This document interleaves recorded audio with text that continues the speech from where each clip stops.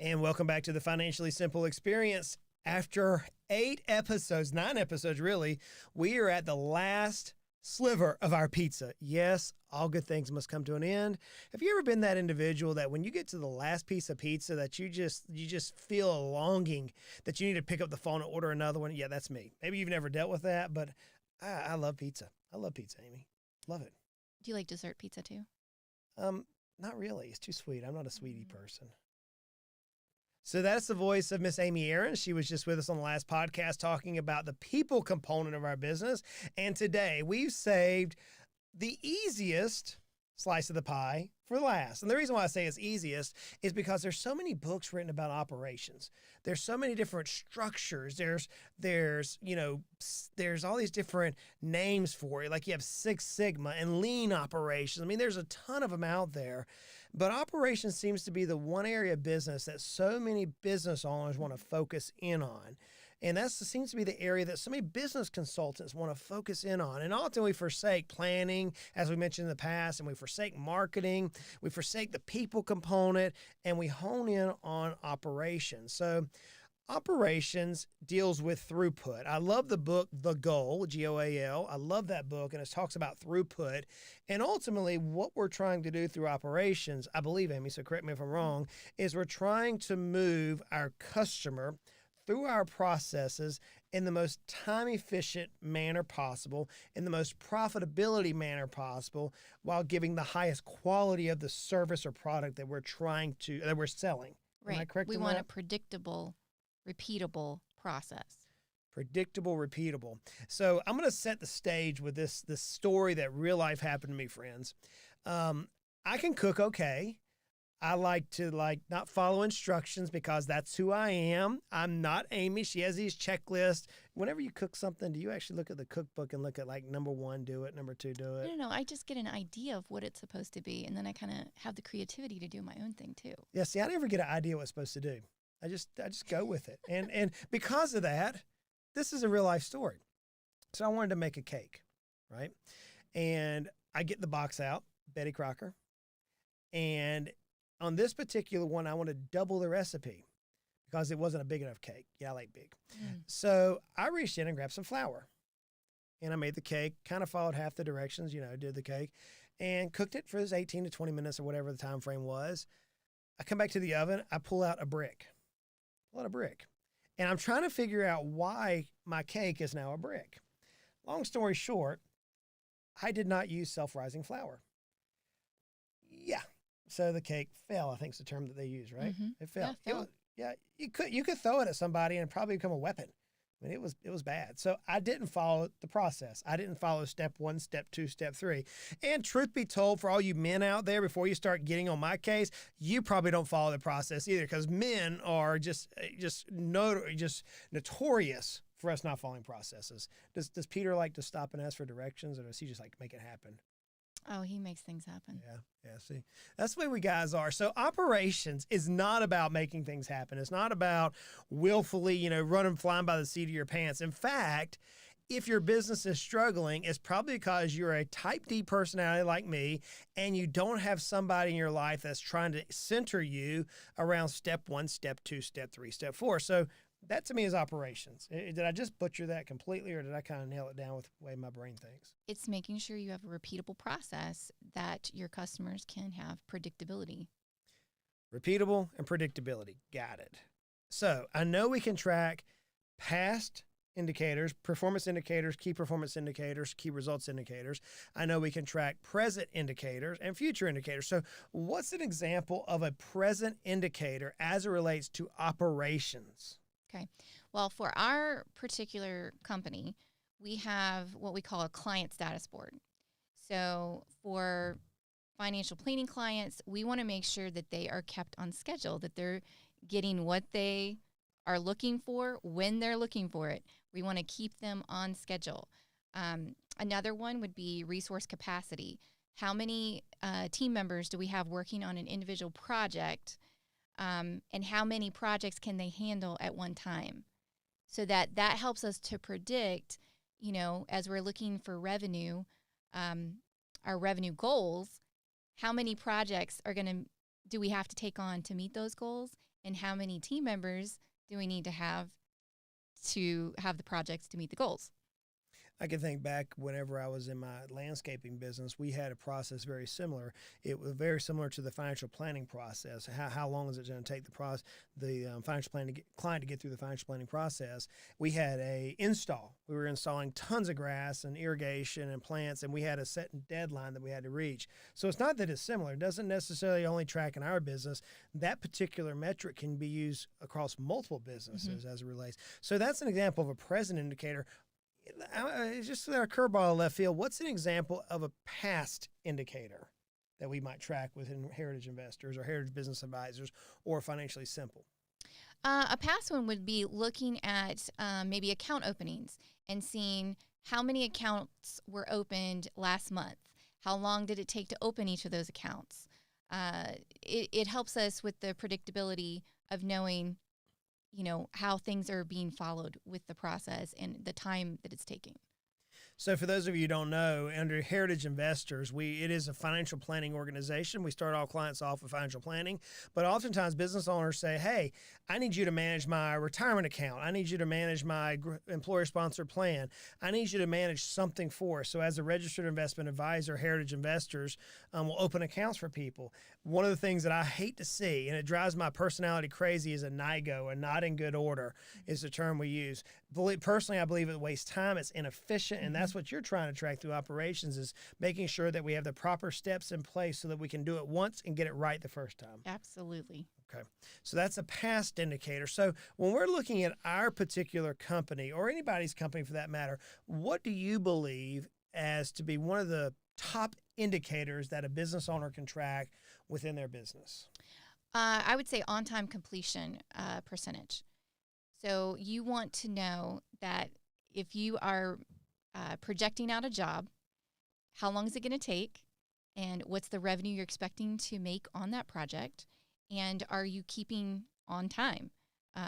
Or if you're falling off the process, then you're going to have many cogs in the wheel that are going to fall out. It's interesting because I've often said that we can correct, if I can say it right, correct what we can measure. And if we can track it, then we can measure it. So what you're looking at is on this on-time completion percentage is we say we're going to do something within a certain amount of time, whatever that business may be, whether it's putting in, swimming pools or putting in tires on cars, whatever it is, we say we're going to do something with a set amount of time. How often do we meet that particular goal? Right. We want to keep our promises. We want to be people of integrity that are keeping our promises. I got to tell you, there's nothing that aggravates me more than some business owner who says they're going to do something, and then I get excuse after excuse after excuse. That just drives me crazy. And friends, I know it drives you crazy. I'm trying to get concrete put into my house, and I've had 4 people come out and give me bids. Not one of them has sent me in a quote yet. They all said they'd have it the next day, and here we are a week and a half later, and nothing comes. Now, I got to tell you, it infuriates me, Amy. Infuriates me. So on-time completion is one that we're tracking.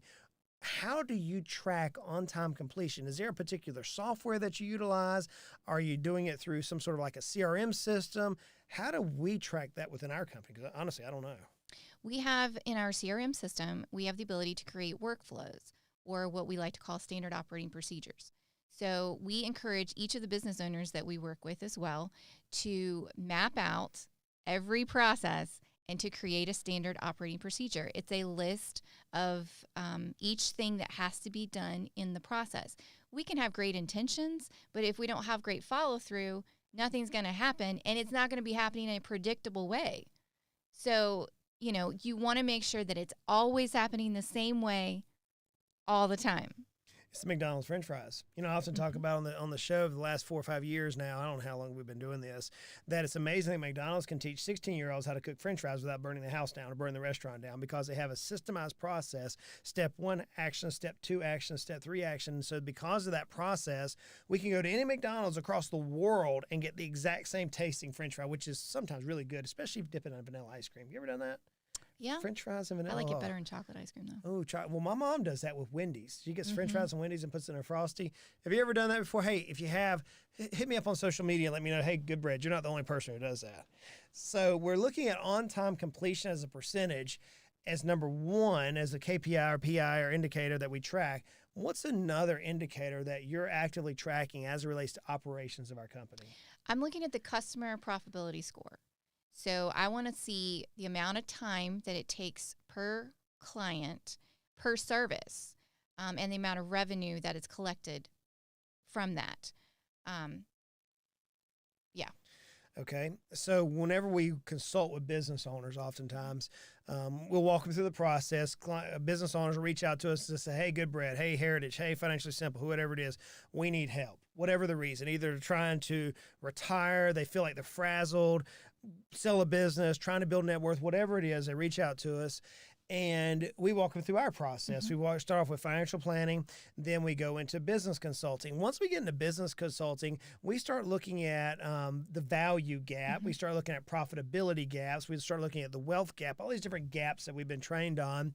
And it's not uncommon when we start dealing with the profitability gap for us to look at each individual source of revenue. So in our company, we have 5 or 6 or 7 revenue sources. I'm thinking of one in particular, a client of ours that years ago, they were trying to bridge their wealth gap. In other words, they had not done very well at pulling assets out of the business. They had a great business that was providing them, multi-$100,000 a year in net revenue to them, but they just didn't have any assets outside the business. And the business was not in a sellable position. So we had a period of time, we predicted 5 years to grow their net worth so that they could be financially independent and position the business where ultimately it may be able to be sold. And today it's in that process right now. We're in that process of entertaining bids and some other things. But I can remember, Amy, looking at the revenue, running these value profitability metrics, and this individual had 5 revenue streams. But what we saw was one of those revenue streams wasn't profitable. I thought then, well, maybe it's a loss leader. It's not uncommon for us in business to have a loss leader. I think the easiest illustration that most adults could understand is a razor, like you would shave with. If you go to the store and you buy a Mach 3 or what a Schick 5, what all these different razors are, they give you the stick and the cartridges, typically 2 or 3 cartridges. And then after you use those razors and they're no longer usable, you go back to buy more replacement cartridges, and it's as much, if not more, than the razor that had the stick in it. So that stick ends up being a loss leader. Well, in this particular client's case, it wasn't a loss leader. They literally were working and losing money every time they did this particular revenue stream. So if I pull that back to this customer profitability score that we track, other business owners may say a revenue profitability score.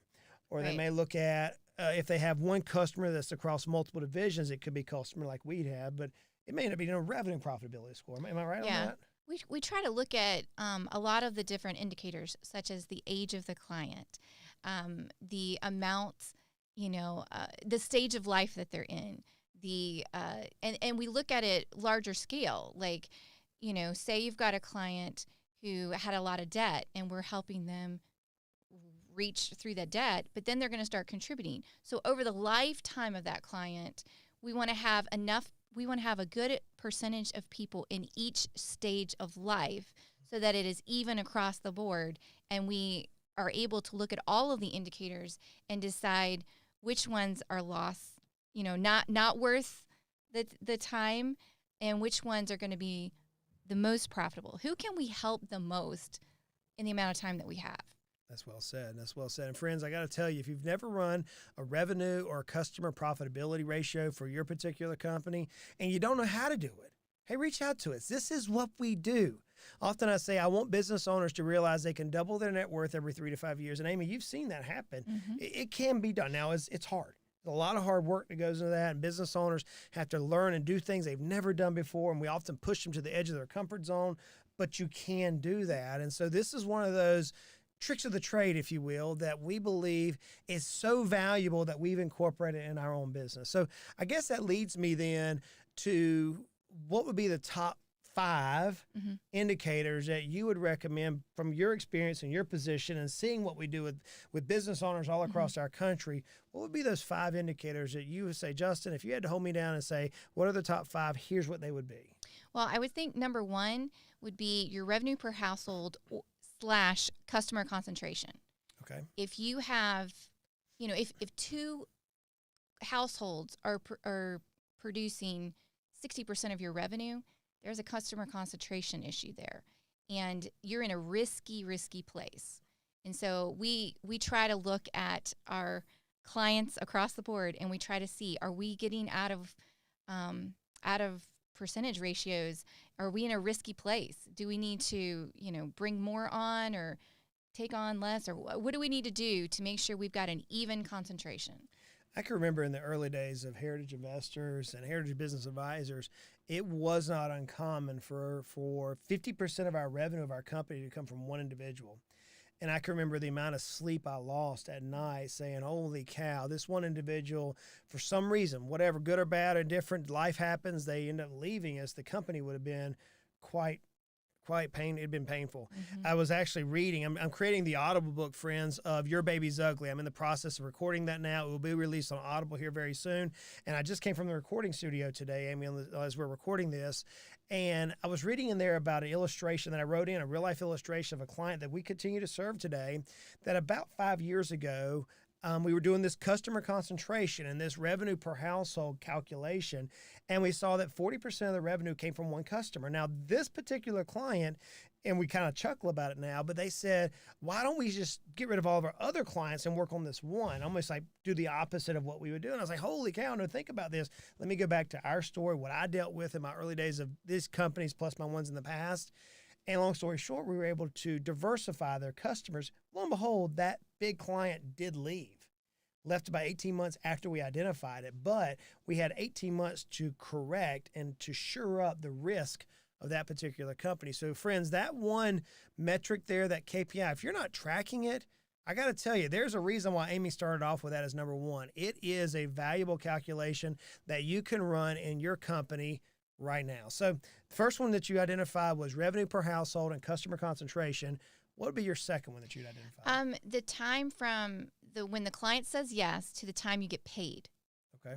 So this is extremely important, because if you are predicting, okay, I'm going to have this expense happening in, say, third quarter, and I've got to produce this much revenue before the third quarter, then I got to backwards engineer and figure out, okay, well, how many clients do I need to secure?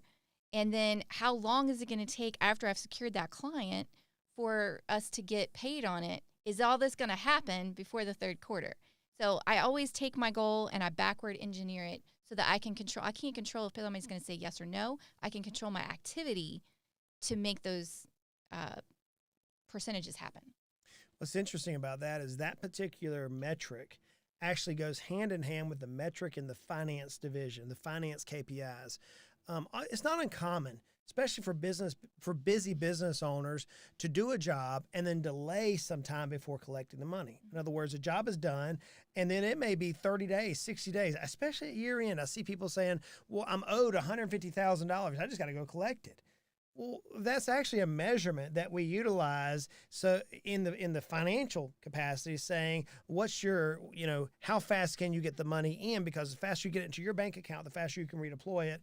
You can go out and buy additional surpluses, supplies, use it for marketing, use it for a number of things. So it's interesting as I'm listening to every one of our team members talk about these indicators, how much they're interrelated between various other divisions of the 8 areas of the company, of a business. So time from engagement to funding. I love that metric. What's the third one that you would look at? The third one would be the cost per acquisition. So if I know I need 10 more clients to get the revenue that I need for my goal, how much does it cost to get those clients? So I want to know, okay, is there a better way, to get, how can I decrease those costs? So the cost per acquisition. So let's say that we're going to bring in 10 new clients this year for kicks and giggles, and it's roughly going to spend $1,000 per client. So we actually look at our marketing, we look at our sales process, we know how much money we spend out of the financial ledgers and all those other indicators over there, and we can track back and say, okay, it costs us $1,000 in marketing to get 10 clients. Is that roughly what you're looking at? Mm-hmm. So then that probably goes hand in hand. I think you mentioned retention. Is that your fourth indicator? Yes, it is. Just like I said in the people episode, it completely stops the momentum, and it is super inefficient to have to onboard and deal with turnover. Yep. We want to have clients for life. We do. We want them to feel like they found the solution. And they trust us and they love working with us. And we certainly don't want to have to keep replacing them over and over again because it's spinning your wheels. I remember this measurement from years ago as it relates to finance. And it was that once somebody engages a financial advisor, I'm using that term, friends, in air quotes for those of you not watching this on YouTube. Hey, if you want to see what Justin looks like, All My Beauty and Miss Amy, you can go to YouTube and check us out there at the Financially Simple on YouTube. But I remember that the average customer, when they engage or they gain trust with a finance person, stay with them for about 8 years. So what's interesting is the way that you couple number 3 and number 4 together. We put the cost of acquisition. Well, the longer you maintain that customer, the lower your cost of acquisition gets. So friends, what I'm getting toward is, let's say hypothetically we gain a new client, you gain a new client, and you make $10,000 a year. And they stay with you for 8 years. That would be $80,000, just running everything constant in a vacuum, not include inflation or price trends or additional goods or services you could sell to that particular customer. Let's just say everything's super simple. We make $10,000 a year. We have the customer for 8 years. That's $80,000. Well, now it takes that $1,000, that ratio, instead of it making, a 10% cost of acquisition, in other words, $10,000 with $1,000, it brings it substantially down. Mm-hmm.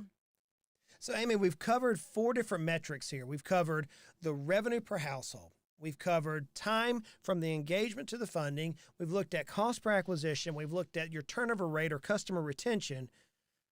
What is that 5th one that you think? Well, the 5th one we've already talked about before. It's on-time completion. Okay. Are we repeatably, predictably doing the process over and over again? Really, as we're trying to help business owners build value in their company, we don't want them, when it's time to exit, it's not about selling themselves because they're trying to exit. They're trying to sell a valuable business. So you have to take what makes you special and create predictable, repeatable processes so that it can be an actual business that sells. But anyways, it's the secret sauce. And what you're ultimately referring to is business owners, entrepreneurs, especially those of us who start a business, or maybe those of you who buy a business. We can see it. We can see the bigger picture. Now, we're not efficient at the big picture. Operations, as you well know, Amy, is not my forte. Mm-hmm. In fact, friends, here's a little secret. Don't let anybody know I told you this. They won't let me do paperwork here. Like, I can't even touch the paperwork involved because I am so good at it that I will mess up something every time. That's how good I am at paperwork. So whenever we go through our indicators here and we get to operations, we're looking at things that you said was repeatable and predictable. Did I hammer that out right? Mm-hmm.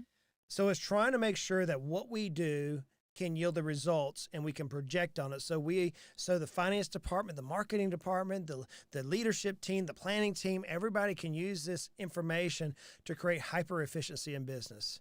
So friends, we've gone through the 8 key areas of business now, and we just concluded with operations.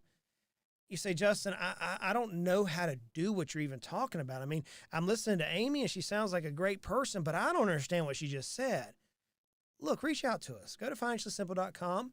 You can look at us there. You can go to Heritage Investors, Heritage Business Advisors. This is what we do. We help business owners become hyper efficient so that you can make money and so the business can survive without you having to be at the epicenter of the business. So as we conclude this particular episode, Amy, as it relates to operations, is there any parting words that you would tell business owners? Because you know me, I'm not an operations person. That's not my forte. What words, what advice would you give with your experience working alongside me every day like we do, that you would give business owners say, hey, if you could try this, it may help you? I would say what we're seeing over and over again with our business owners is if they would relinquish control and learn to trust an individual to make sure things happen, they'll have much more freedom and peace in their life. Now, if you're like me, when she just said relinquish control, you probably would just like almost got in a car wreck. You probably hit the brakes on the car. You probably said, heck no, that's not me. Yeah, guys, if I can do it, you can do it. I told you a couple of episodes ago that I had COVID and it knocked me out of the office for, I think, almost 2.5, 3 weeks. And I didn't worry about the company. I didn't worry about it because I did exactly what Amy just said. So friends, if I can relinquish control as it relates to the operations of the company, as it relates to the people, the marketing, the sales, and do that thing which is the highest and best use. If I can do it, you can do it. And I got to tell you, first and foremost, if you do that, you're going to be pleasantly surprised. And once again, if you don't know how to do it, reach out to us. I physically have done this. It's not painless. I can tell you that. And you got to have people that have patience with you. But Amy's spot on. So friends, look, I realize that life is hard. Yeah. Doing what she just said, doing what Amy just said, relinquishing control, that is stinking hard. It's hard. Life is hard, but life is good. The opportunity that you have to grow a business, to meet your objectives, to help your team members, and to help those clients or customers that you have the opportunity to serve, that's amazing. What a blessing. And life can be frustrating. I get it, especially if you're trying to relinquish control, but it doesn't have to be. We're going to continue to make our lives at least financially simple. Hey, from the entire team, Miss Amy, myself, go out and make it a great week.